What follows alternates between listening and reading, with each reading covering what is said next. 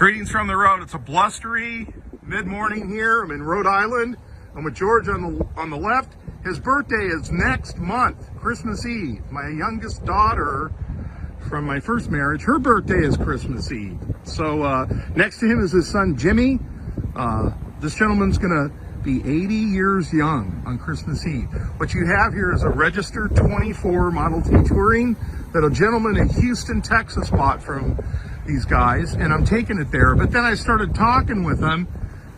George is going to tell you a joke. Tell me the joke about the shower curtain. Jim, do you know the difference between a roll of toilet paper and a shower curtain? No, I don't. What's the difference, George? When you come to my house, don't ask to use a bathroom. Oh, geez. That's a good one. Okay, now, you've been in the hobby since when? 1967. 67. And your son, Jimmy, he was born into the hobby.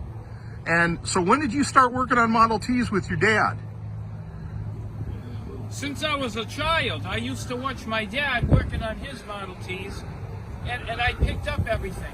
And also the fella that used to own this car also taught me a lot of... So he was a mentor for you? Yeah. Oh, yeah. So what age would you say you were turning wrenches, so to speak? Maybe 7, 8?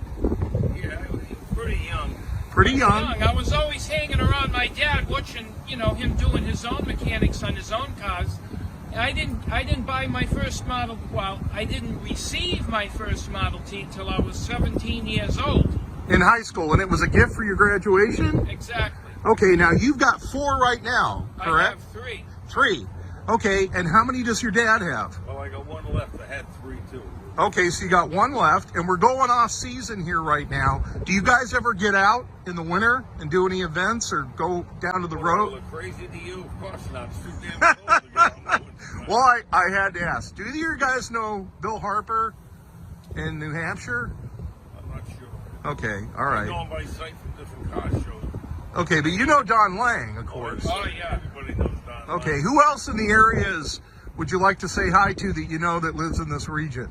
Well, of course, all the members of the local Model T Club. And that club is, your local club is? The Little Rotary chapter of the Model T Ford Club of America. Okay, who are some of the members that you'd like to say hi to? Well, it's the Model T Ford Owners Club of Southern New England. Okay. Also, the Old Colony Model T Ford Club of Massachusetts and the Central Mass Model T Ford Club. So you guys belong to 3 different clubs? No, but Oh. they're in the area. Okay, they're in the area. So how many clubs do you guys belong to? There's actually one Just Model T one Club. Model T. Now, is that an MTFCA or an MTFCI? CA. CA. Have you ever belonged to the MTFCI? Yes. International, yes. Okay, are you current members Yes, right now? yes. So you mentioned you guys are doing a tour to go see the Rip Van Winkle Model T, and that's going to take place when? That's the national meet in January. So part of the itinerary in January for the national meet is to go see the Rip Van Winkle Yes. Model T. And Lang's Old Car Parts. And Lang's Old Car Parts. And Don Lang, along with Kim Dobbins, was instrumental in finding a new owner for that in Steve Ames. Steve Ames unfortunately passed away about a year ago around Christmas time from a head injury. I don't know if that's still in his collection or if they sold it off. So a shout out, a hi to Don Lang. I hope he's doing well and the Lang family. And also Kim Dobbins in Harbor City, California. George is getting cold. He wants to go. We're going to pick up here. What can you tell us about this car, Jimmy? This one in particular. Well, I can tell you, come from Okay. a fellow called Carl Nagy Okay, Carl Nathan had it. from Coventry, Rhode Island. He had it for many years. He was a real Model T expert. Okay. Whenever we went on a tour, if anybody had a problem, broke down, Carl was always there. He'd make sure you got home by hook or crook. He'd make sure you got back to where you came from. So this has got Rocky Mountain brakes. The Rocky Mountain brakes. Uh-huh. It actually just put 4 brand new tires on it. And it has natural wood wheels. It's got a speedometer. Speedometer. It's got a low cylinder head and an early intake for the fuel. Okay. That's about as much as I can tell you, other than it's a good runner, it's a good road car. Now the guy that contacted you, you contacted him because he had a listing on the Model T Ford Club of America under vehicles for sale. He wanted a car, right? Right. My So- son answered the ad. Your son answered the ad. Jimmy did. Is this his first Model T? I think. Yes. Well, needless to say, folks, they drove this down here. It sounded great when it rolled in. I'm going to go ahead and load it. Thank you to George. Thank you to Jimmy. Jimmy follows me. He appreciates the videos and the adventures from the road.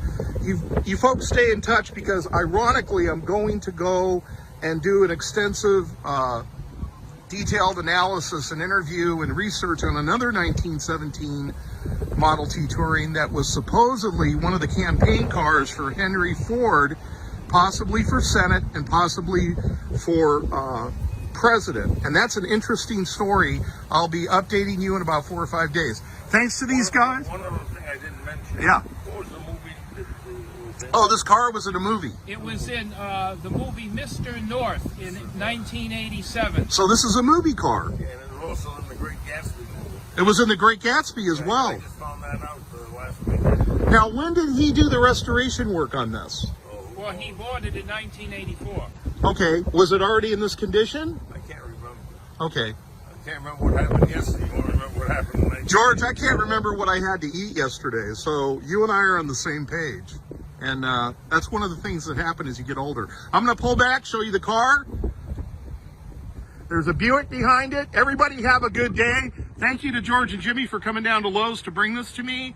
Everybody out there, drive safe, arrive alive, have a good week. That's it for me.